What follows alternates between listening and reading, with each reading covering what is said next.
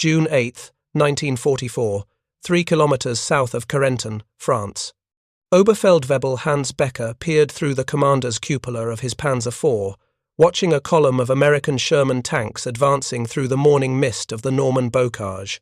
This was his 4th day in Normandy since the Allied invasion began on the 6th, and something was profoundly wrong. 2 days earlier, Becker's crew had scored a direct hit on a Sherman at 400 meters. They had watched the tracer round penetrate the hull, seen the flash of impact. The Sherman had stopped, smoke pouring from its hatches. The crew had bailed out and scattered into the hedgerows. Becker had marked it as a confirmed kill in his combat report. Before we jump back in, tell us where you're tuning in from, and if this story touches you, make sure you're subscribed, because tomorrow I've saved something extra special for you. Yet the same Sherman, same numbers, same company insignia now appeared again on the horizon, leading the column. It was not heavily damaged, not salvaged, not stripped for parts. It had returned to battle, seemingly repaired, almost renewed. Becker, a veteran of campaigns in Russia and Italy, felt a creeping unease. He had learned to respect American tenacity, but this was something else. This was persistence, cold, mechanical, inevitable. Becker had always believed in the supremacy of German armor, in the skill of his crew, in the superiority of German tactics. He trusted the deadly efficiency of their 7.5 centimeters Kebler UK-40 gun and the precision of German optics. He believed that victories were achieved through superior gunnery, positioning, and discipline. But what he was witnessing now felt different. It felt like fighting not merely men but a system. That system, he would later understand, was built around 3 central principles: repairability, replaceability, and survivability. The Sherman was not designed to be invincible. It was designed to be fixable. Its parts engine, gearbox, tracks, suspension were modular, interchangeable, and manufactured in enormous quantities. Most could be replaced within hours by maintenance crews, often directly in the field. The tank Becker thought he had killed had simply retreated, been patched up overnight, and pushed back into action the next morning.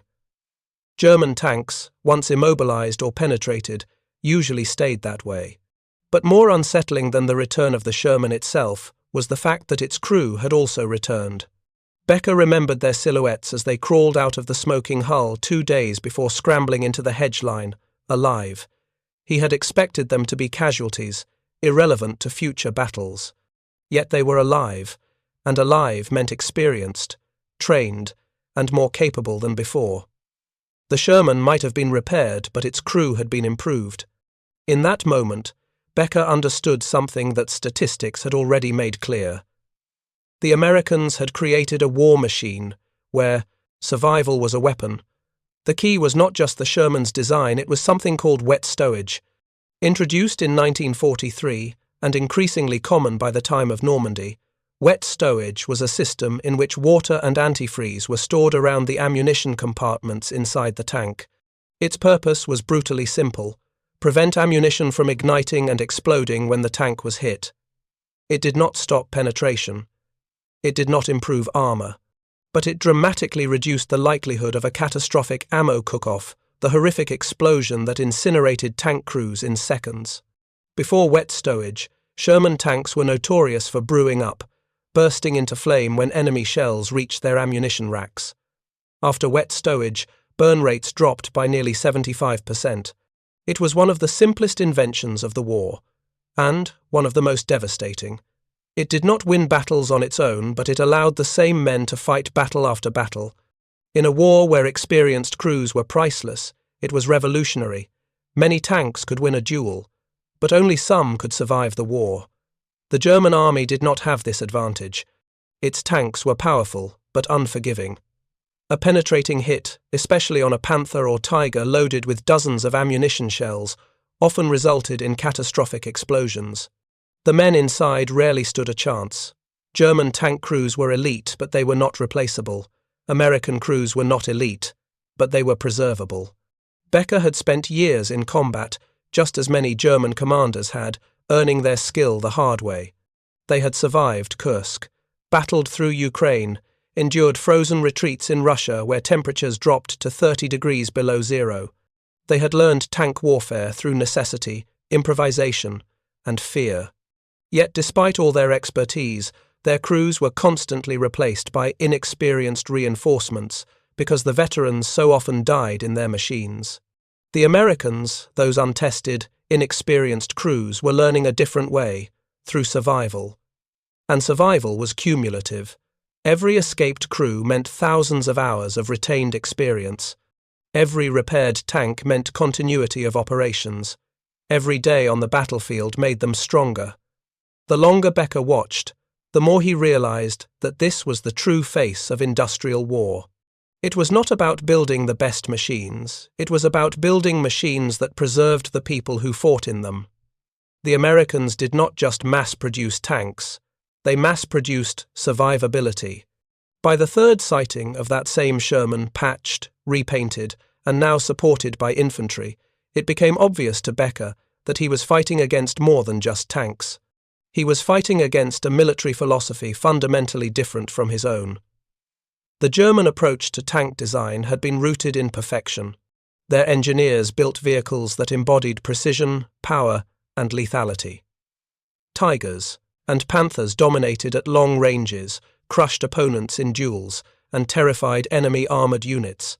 But they were fragile in a different way, not in armour, but in complexity. They were hard to repair, hard to maintain, and nearly impossible to replace at scale. The American approach prioritized practicality, repairability, and survivability. Shermans might lose duels, but crews returned, often repaired, learning, and growing stronger, while German tanks, though superior, killed their crews. Wet stowage reduced catastrophic fires, preserving both men and knowledge. By mid-June, American crews became increasingly skilled, outlasting German tankers. Every loss weakened Germany permanently. Every surviving Sherman crew strengthened America. Becker realized the war wasn't about bravery or superior tanks. It was about endurance, design, and arithmetic. In this war of survival, heroes perished, but survivors protected, repaired, and relentless won. Yesterday, he had seen that same Sherman again. Same unit markings, same position in the formation, same tactical number painted on the turret. But it was moving, fighting, firing at German positions with the methodical precision that characterized American gunnery. The crew inside were different men, but the tank itself had returned from the dead. This morning, Becker watched through his optics as his gunner, Unteroffizier Schmidt, put a 75mm armor-piercing round into another Sherman at close range. Perfect shot, center-mass hull hit.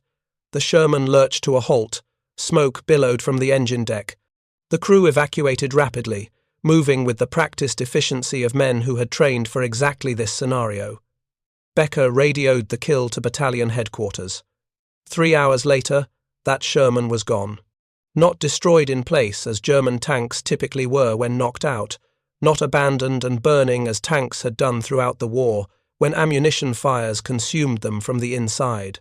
Simply gone, presumably recovered by American maintenance crews.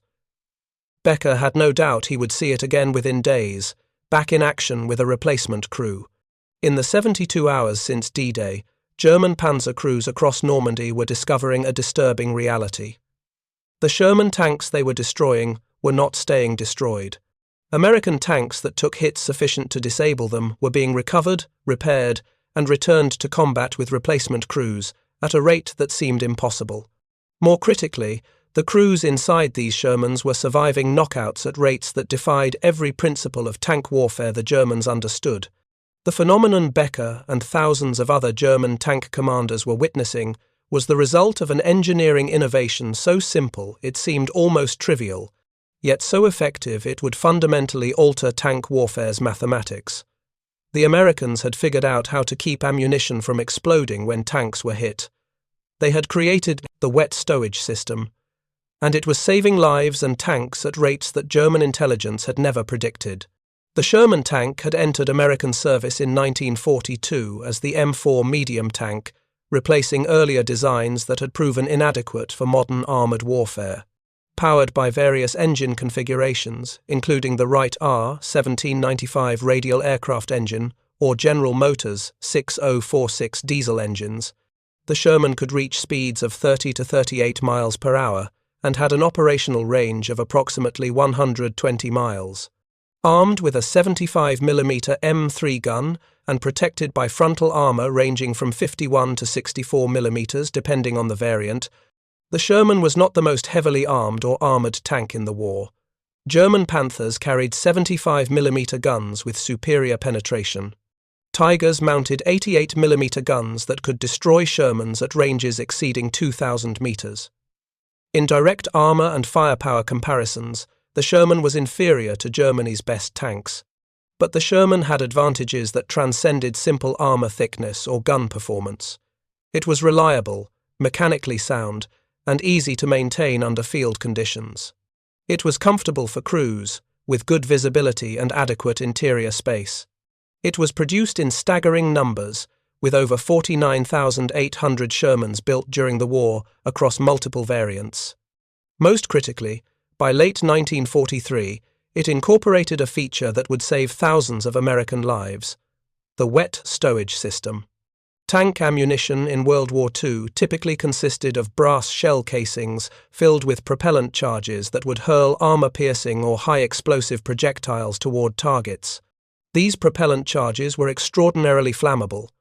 When a tank was penetrated by enemy fire, fragments of the penetrating round, burning metal, and superheated gases would spray through the crew compartment.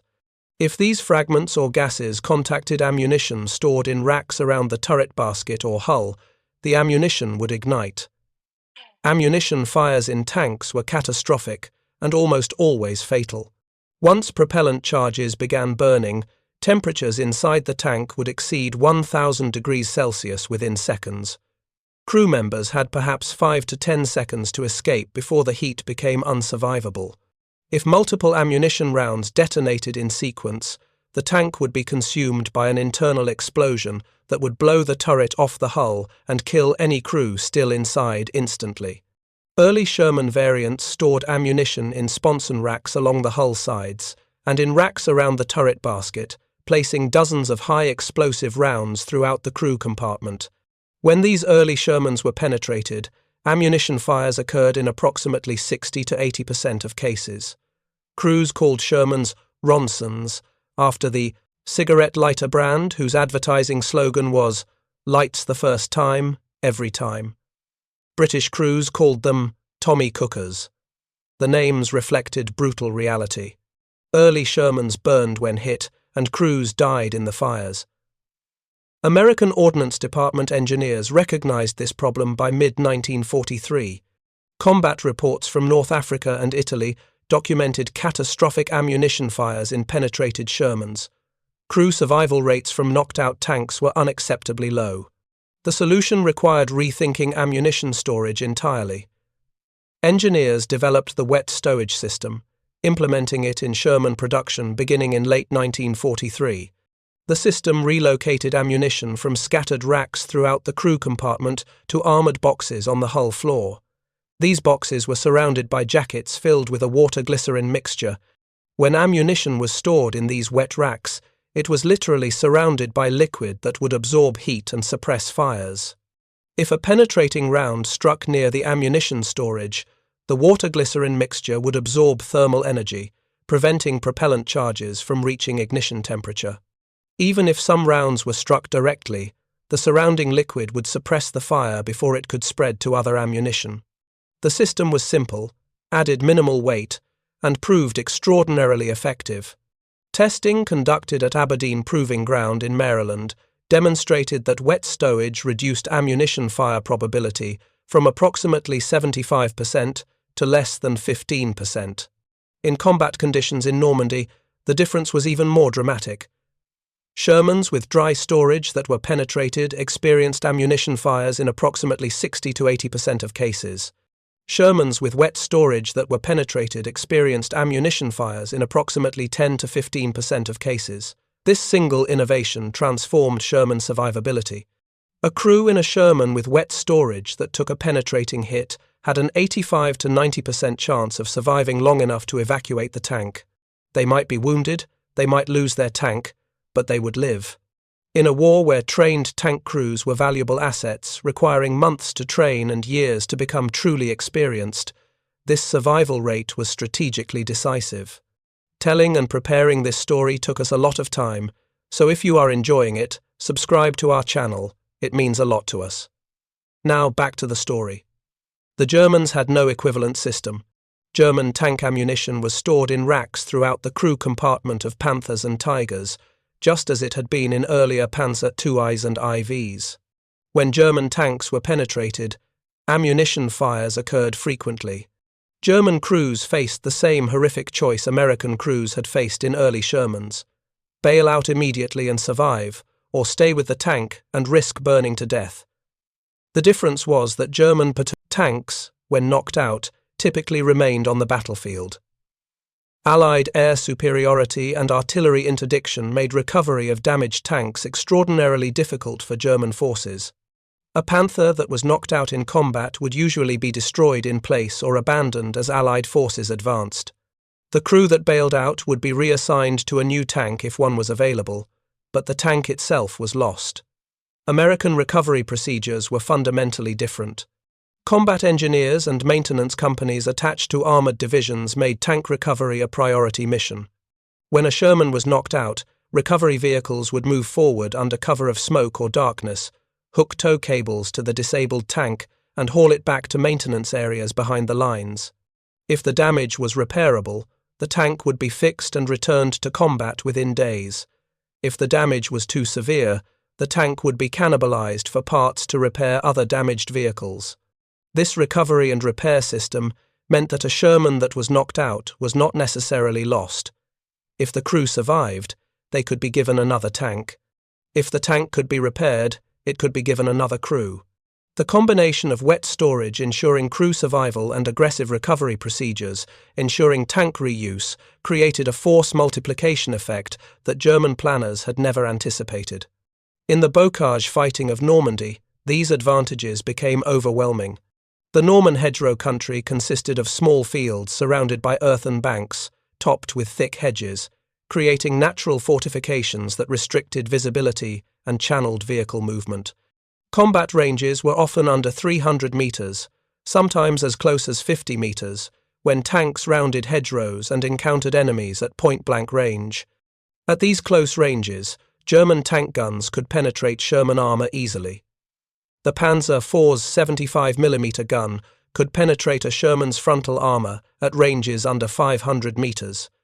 The Panther's 75mm high-velocity gun could penetrate Sherman armor at any range where visibility allowed engagement.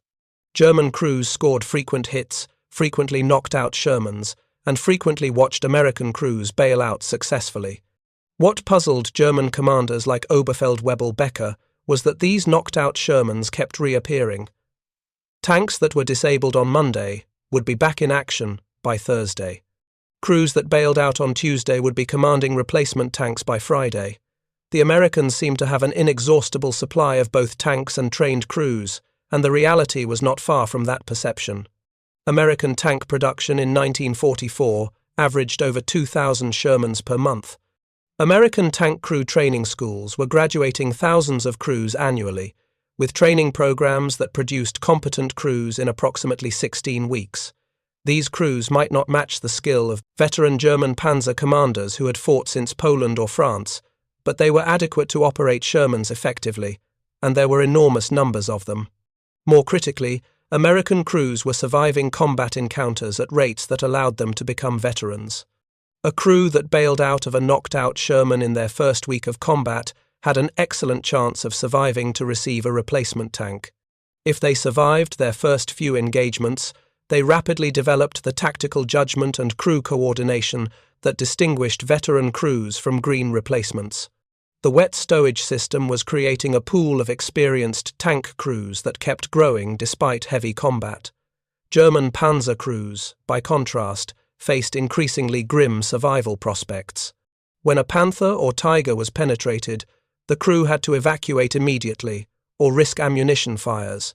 If they survived the bailout, They might wait days or weeks for a replacement tank because German production could not keep pace with losses. Germany produced approximately 6,000 Panthers during the entire war and only 1,300 Tigers. These numbers were impressive for such heavy, complex vehicles, but they were utterly inadequate to replace combat losses at Normandy's attrition rates. The strategic mathematics were brutal and simple. America could afford to lose 3 or 4 Shermans to destroy one German tank because America could replace the Shermans faster than Germany could replace its Panzers. More importantly, America could recover and repair many of those lost Shermans, and the crews would survive to fight again. Germany could not recover tanks lost in combat, and German crews died at rates that exceeded replacement capacity. By mid-June 1944, German situation reports from Normandy reflected growing concern about American tank force resilience. Intelligence officers noted that American armored divisions seemed capable of absorbing catastrophic losses and returning to full strength within days. What German intelligence did not fully grasp was that many of those losses were not permanent. Knocked-out Shermans were being recovered, repaired, and returned to combat. Crews that bailed out were receiving replacement tanks and returning to their units. The psychological impact on German tank crews was significant and growing. Veterans who had fought in Russia, where German tanks had enjoyed qualitative superiority over most Soviet designs, found the Normandy experience profoundly disturbing. They could kill American tanks easily enough, but the Americans kept coming back.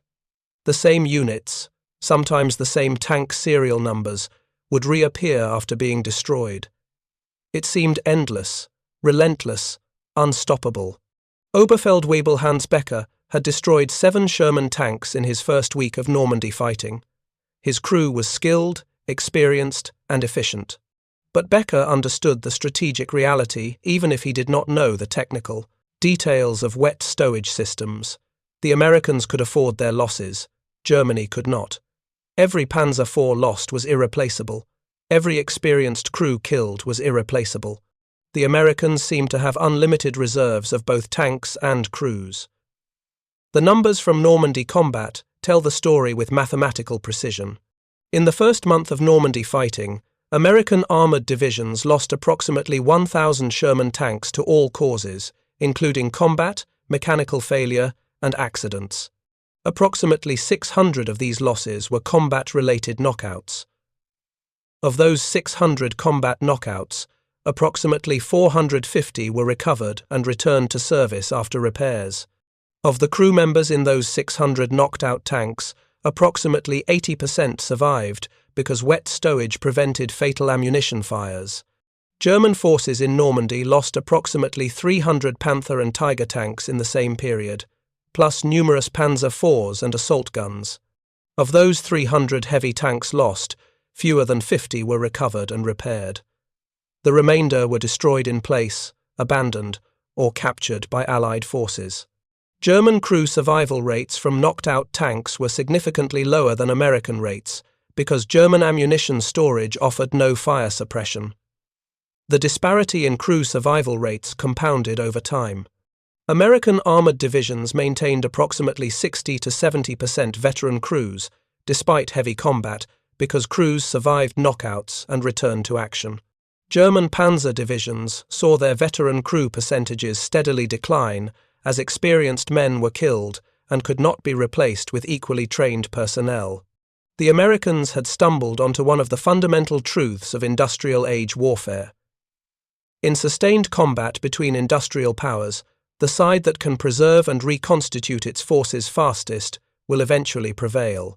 Killing enemy soldiers and destroying enemy equipment matters less than the relative rates at which each side can replace losses. If one side can replace losses faster than combat inflicts them, that side will eventually achieve overwhelming superiority. The wet stowage system gave America an asymmetric advantage in this equation. American tank crews died at half the rate of German crews when tanks were knocked out. American tanks were recovered and repaired at 3 to 4 times the rate of German tanks. These seemingly minor advantages compounded battle after battle until German forces faced American armored units that absorbed catastrophic losses in morning engagements and returned to full strength by evening. By late June 1944, German commanders in Normandy were reporting to higher headquarters that they could not maintain armoured strength despite inflicting heavy losses on Allied forces. The problem was not combat effectiveness. German tank crews were scoring impressive kill ratios, frequently destroying 3 or 4 Allied tanks for each German tank lost. The problem was that those destroyed Allied tanks kept coming back while German losses were permanent. Field Marshal Erwin Rommel, commanding Army Group B responsible for Normandy defence, understood the implications. In a report to Hitler dated June 29, 1944, Rommel stated that German forces were facing an enemy who throws into battle new forces and war material in quantities we can no longer match.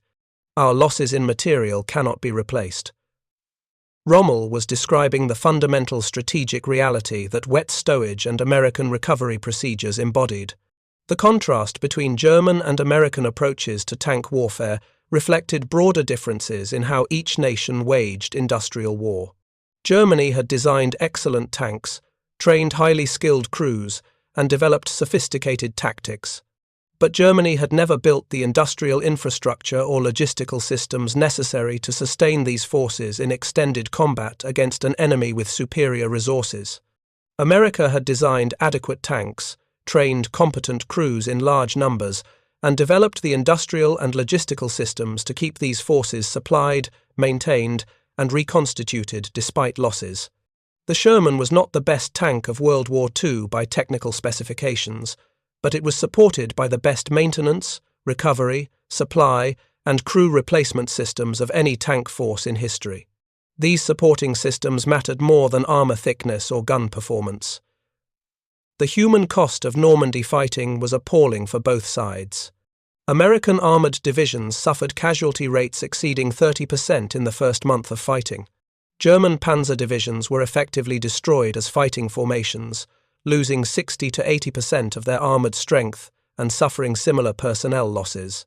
The difference was that American divisions could be rebuilt, German divisions could not. The wet stowage system that saved American tank crews in Normandy became standard in American tank design for decades after World War II.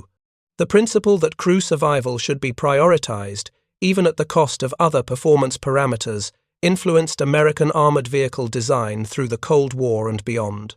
The understanding that industrial warfare rewards the side that can preserve and reconstitute forces faster than attrition destroys them became fundamental to American military doctrine. For the German tank crews fighting in Normandy in June 1944, these strategic realities manifested as an increasingly desperate tactical situation. Oberfeldwebel Hans Becker would survive Normandy only to be killed in the Falaise pocket in August when his Panzer IV was destroyed by Allied aircraft. His experience, watching American tanks he had destroyed return to battle with replacement crews, was shared by thousands of German tankers who gradually realized they were fighting an enemy they could not defeat. The great tragedy for German tank crews in Normandy was that their tactical skill and fighting spirit was irrelevant to the war's outcome. They could kill American tanks efficiently. They could win tactical engagements. They could demonstrate superior individual crew performance. None of it mattered. The Americans would keep coming back with more tanks, more crews, more ammunition, more fuel, more everything. The mathematics of industrial warfare made German defeat inevitable once the Allies established themselves in France. The Sherman tank with wet stowage ammunition storage represented something profoundly important about how America waged World War II. American engineers had identified a specific technical problem causing unnecessary casualties. They had developed a simple, effective solution that saved lives without requiring exotic materials or complex manufacturing. They had implemented this solution across the entire tank fleet within months. The result was not a revolutionary superweapon, but a steady improvement in crew survival that compounded over time to create decisive advantages. This approach characterized American military technology development throughout the war. Rather than seeking perfect solutions or revolutionary designs, American engineers focused on identifying specific problems, developing practical solutions, and implementing those solutions at scale across entire fleets of weapons. The cumulative effect of dozens of such improvements was weapons systems that might be individually inferior to German designs, but were collectively superior in the context of sustained combat operations. The wet stowage system saved an estimated 4,000 to 5,000 American tank crew lives during World War II by preventing fatal ammunition fires in knocked-out tanks. These men returned to their units, trained new crews, shared combat experience, and contributed to Allied victory. Many went on to fight in Korea, serve in peacetime military, and build careers in civilian life. They lived because engineers had figured out how to surround ammunition with water and glycerin. The simplicity of the solution makes it easy to overlook its importance. Wet stowage required no advanced materials, no complex manufacturing, no revolutionary engineering breakthroughs. It was just water and glycerin in jackets around ammunition boxes. Yet, this simple system had strategic consequences that shaped the Normandy campaign and demonstrated principles of industrial warfare that remain relevant decades later. For Hans Becker, watching yet another Sherman that his crew had knocked out 2 days earlier returned to combat with a replacement crew on June 10, 1944, the strategic implications were less important than the immediate tactical reality. The Americans were winning through attrition. They could afford their losses. Germany could not. Becker would continue fighting because duty and discipline demanded it, but he understood with perfect clarity that the war in Normandy was already lost. The Battle of Normandy would continue until late August 1944, when Allied forces finally broke out of the hedgerow country and began the drive across France toward Germany. American tank losses throughout this campaign were heavy, with over 2,000 Shermans knocked out or destroyed. But American armored divisions maintained combat effectiveness throughout because crew survival rates remained high and tank recovery rates ensured that many knocked-out vehicles returned to service. German armored forces in Normandy were systematically destroyed. The panzer divisions that had retreated from Normandy had lost most of their tanks and experienced crews. Replacement tanks would arrive in small numbers over the following months, but the experienced crews who had made German panzers so effective in the war's early years were gone, killed in combat that their equipment and tactical skill could not overcome. The wet stowage system had not won the Battle of Normandy by itself. Allied air superiority, artillery firepower, numerical advantages, and strategic planning all contributed to Allied victory. But wet stowage had ensured that American tank crews survived knockouts at rates that allowed American armored forces to maintain effectiveness despite heavy losses. In the calculus of attrition warfare, this advantage proved decisive. The legacy of wet ammunition storage extended far beyond World War II. Modern armored vehicles universally incorporate blow-off panels, fire suppression systems, and armored ammunition compartments designed to protect crews from ammunition fires. The principle that crew survival should be prioritized has become fundamental to tank design worldwide. The understanding that battles are won not just by destroying enemy equipment, but by preserving one's own forces to fight again, shapes military planning across all domains. For the German tank crews who fought in Normandy in June 1944, the American Sherman tank came to represent something deeply frustrating and ultimately demoralizing. They could destroy Shermans easily enough, but the Shermans kept coming back. The crews survived and returned with replacement tanks. The knocked-out vehicles were recovered and repaired. Nothing the Germans did seemed to reduce American combat power for more than a few hours. In the end, the story of wet stowage in Normandy is not really about tanks at all. It is about how industrial nations wage total war. It is about the advantages that accrue to the side that can recover from setbacks, reconstitute forces, and maintain pressure despite losses. It is about the cumulative effect of seemingly small improvements in crew survival rates and equipment recovery rates. It is about the difference between tactical excellence and strategic victory. The Germans had tactical excellence in Normandy. They had better tanks in many respects, more experienced, crews on average, and superior defensive positions in ideal terrain for armoured warfare. They destroyed Allied tanks at impressive rates and won countless individual engagements. But they lost the battle, lost the campaign, and ultimately lost the war because they could not replace their losses faster than combat inflicted them. The Americans had strategic victory in Normandy. They had adequate tanks supported by superior logistics, competent crews who survived knockouts and became veterans, and industrial capacity that replaced losses faster than combat could inflict them. They lost tanks at disturbing rates and suffered heavy casualties. But they kept fighting, kept advancing, and ultimately won because their system of warfare was designed for industrial age attrition. The wet stowage system was one small piece of this larger system, but it was a revealing piece. It showed that American engineers understood that saving crew lives mattered more than maximizing armor protection or gun performance. It demonstrated that simple, practical solutions implemented at scale could have strategic consequences. It proved that in industrial warfare, the side that can keep its trained personnel alive and fighting will eventually prevail. To fully understand its significance, one must step back from the technicalities of tank design and look at warfare through the lens of sustainability of people, machines, and time. Warfare, particularly by 1944, was no longer a contest of knightly skill, nor merely one of brilliance in maneuver. It had become a cold contest of endurance, where preserving trained crews mattered just as much as building new tanks. A tank could be replaced in days. A trained crew took months, even years, to develop. The wet stowage system, essentially a container filled with water and antifreeze around the ammunition racks of Sherman tanks, did not make the tank more deadly. It made its crew more survivable. And in the brutal mathematics of mechanized warfare, survivability is sustained lethality. German tankers in 1943 and 1944 often fought valiantly and skillfully, but losses were losses. When a Mark IV, Panther, or Tiger was destroyed either by artillery, a bazooka, structural failure, or an airstrike, the crew was frequently killed or severely wounded. German tank ace Otto Carius lamented that no matter how excellent the tank or how well trained its crew, one lucky shell or one burst of fire could permanently remove that crew from the battlefield and from the war effort entirely.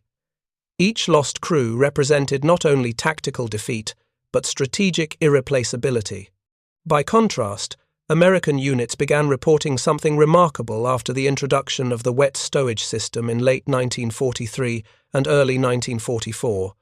Sherman tanks brewed up less often.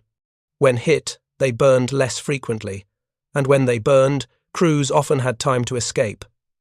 The concept was, surprisingly simple. The water jacket around ammunition slowed ignition, preventing catastrophic explosions. It did not make the Sherman invulnerable, it made it survivable. In the cruel equations of attrition warfare, survivability, especially crew survivability, was victory. The genius of the American system was not that it eliminated tank losses. Far from it, Shermans were destroyed at alarming rates in Normandy, the Ardennes, and the Rhineland.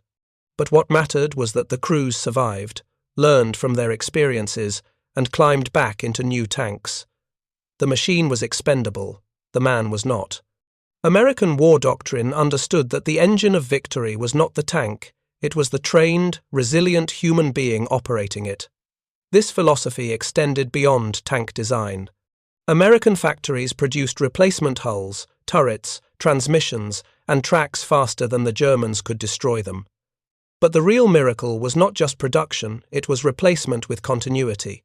The same crew that had fought yesterday could fight tomorrow, in a new machine, with fresh learning and heightened caution. Their skills, instincts, and bonds built through shared terror and survival became cumulative advantages. War rewarded experience, and the Americans had engineered a system in which experience was preserved. Germany, in contrast, had built magnificent tanks, but had failed to build a sustainable system for preserving the men who used them. More armor meant more weight meant slower maneuver. More ammunition meant greater vulnerability to internal fires. More complexity meant fewer tanks in the field.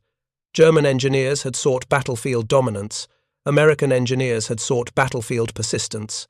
For Oberfeldwebel Hans Becker and thousands of German tank commanders like him, this realization came too late to change the war's outcome. They had grown up believing in the superiority of German engineering, the lethal elegance of the Tiger, the sleek sophistication of the Panther. They trusted that qualitative superiority would offset quantitative inferiority. But in the summer of 1944 in Normandy, as the hedgerows turned into graveyards of armour, that belief began to crumble. Becker, like many German tankers, watched in disbelief as the same Sherman units they had knocked out days earlier returned to the battlefield, crewed often by the same men. Those men came back with replacements, with radios intact, with reinforced platoons, and with increasing tactical proficiency. They came back with better coordination, improved artillery support, cleaner supply lines, and more precise air power. They came back with more Shermans, more fuel, more men, and more momentum. They came back because the American system had been designed for returning. German tank losses, in contrast, were not simply machines destroyed, they were experience annihilated. Every veteran crew lost was a tactical setback and a strategic catastrophe. Every tank knocked out was not just a hole in the line, it was the death of a hard-earned skill set, of finely tuned instincts honed over countless engagements on the Eastern Front, North Africa, Italy, or France. These were men whose battlefield experience could not be reproduced in training, and the Americans understood this principle intimately. Their military bureaucracy, often mocked for being unimaginative, proved remarkably clear-headed about what mattered most, keeping people alive long enough to become experts. American soldiers did not begin the war as superior tankers. In the early days of North Africa, at Carentan Pass, American tank battalions suffered horrifying losses. Crews abandoned tanks in confusion. Maintenance systems faltered. Coordination with air and artillery was clumsy and inconsistent. They were not just outgunned, they were inexperienced. But the system learned. Rather than hide from the failure, the Americans studied it. They sent engineers, analysts, officers, and even civilian experts to investigate. They rewired communication systems. They redesigned turret mechanisms for quicker rotation. They revised training manuals. They added artillery liaison officers to tank units. And most importantly, they introduced wet stowage. The effect was slow but profound. It did not transform the Sherman into an invulnerable tank, far from it. But it transformed the Sherman into a statistical survivor.